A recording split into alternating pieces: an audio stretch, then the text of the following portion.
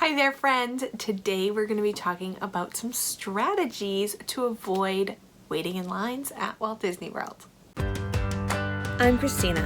I'm a traveler, a planner, and most importantly, a mom. I'm sharing my best tips to make traveling as a family a little less stressful. So put down your phone, pack your bags, and let's showcase the world.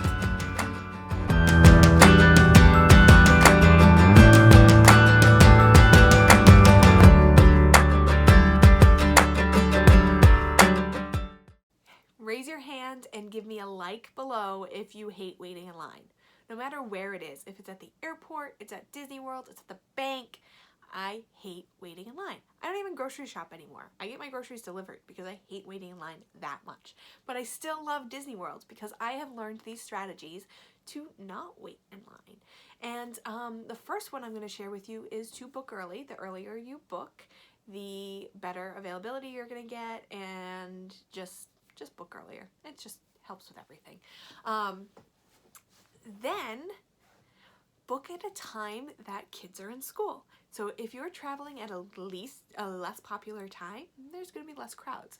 So right now, in 2020, those times are going to be May. May's been pretty quiet, and September has been pretty quiet. If you're a teacher or you can't take your kids out of school, try the end of August. So what happens is the Florida schools typically go back mid-August, August 15th. And if you're up here in the Northeast, where I am, then your kids aren't going back till after Labor Day. So between that middle of August to Labor Day is a great time. If you go back in August as well, you know, the summer's been a lot quieter. So definitely try August right before your kids go back to school. That's always a great time. May, again, has been quiet. And February, as long as you're avoiding school vacation week, which is often President's Day week. So end of January, beginning of February, that week right there. Then, so you're going during quiet time. The next thing I'm going to tell you to do is to stay on property.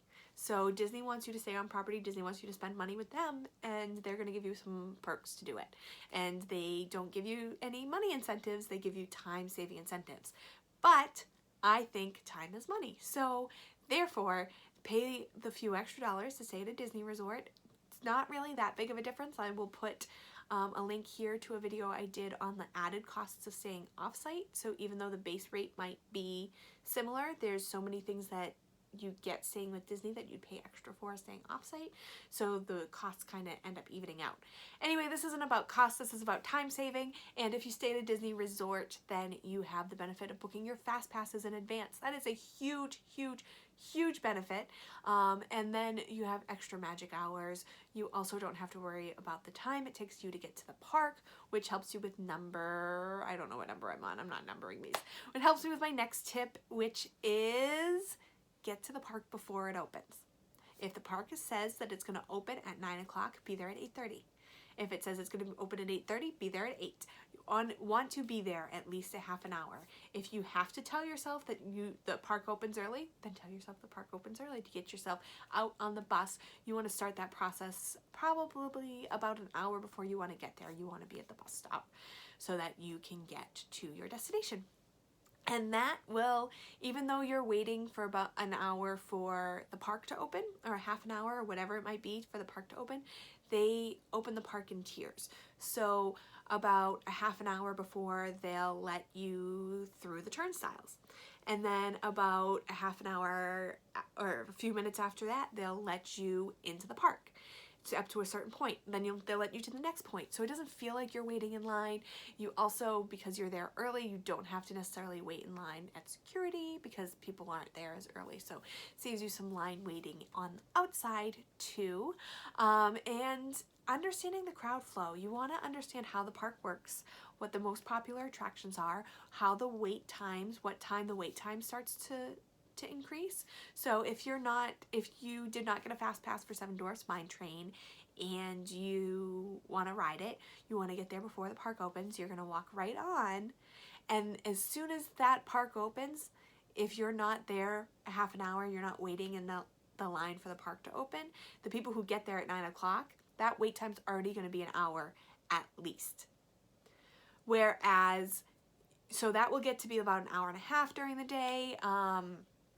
Space Mountain will get to be about an hour and a half during the day as well, but that builds a little bit more slowly. So if you're not there as soon as the park opens, that's fine. Do that next. Do that within the first hour or two that the park opens, because it takes it a little bit longer for that line to grow. So you want to kind of understand how that works and what lines are going to grow faster. So Jungle Cruise is one that gets really, really long, but it takes a little bit of a while to build. Same thing with Haunted Mansion and Pirates. Those things build in the afternoons, so you can do those in the morning. So I just did Magic Kingdom as an example. I will link below. I have some great resources on exactly how the rides kind of build. I have suggestions on these are the things you should do in the first hour or with a Fastpass. These are the things you should do within the first hour or two, and these are the things that you can do anytime. So don't get to the park and go on the carousel. That's not going to be a good use of your time. If that doesn't work and for some reason things are really, really busy and you didn't expect them to be, there are other things there, or you're going to during a busy time and you know it's going to be busy, there are other ways you can get around waiting in line. You can purchase extra ticketed events. So after hours at the Magic Kingdom has probably the lowest amount of lines. Previously you could buy a Christmas or a Halloween party ticket, and that would be like going on a pretty quiet day. That's not the case anymore. They oversell those a little bit, but after hours they keep pretty low and you can get some great riding time after the park closes.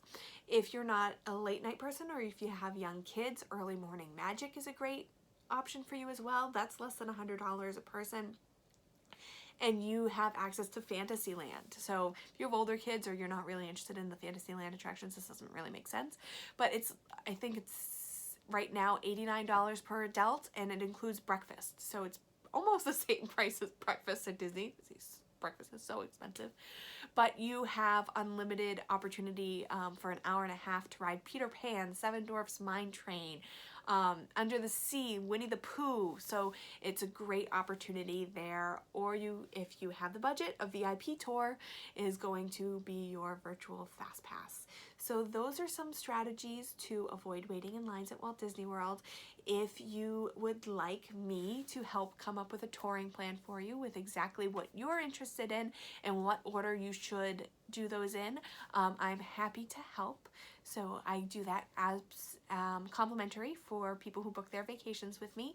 If you do not book your vacation with me and still want me to do that, I am able to do that for a small fee, and it will definitely save you time. So check out those resources I'm linking to below, and comment below on any strategies that I missed. I'd love to hear, if you're an expert, what strategies you have.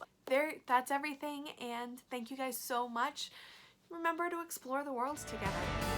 Need help planning your next family vacation? Visit us at showcasetheworld.com to request a quote or schedule a free vacation consultation. Want more great travel tips? You'll find those there too.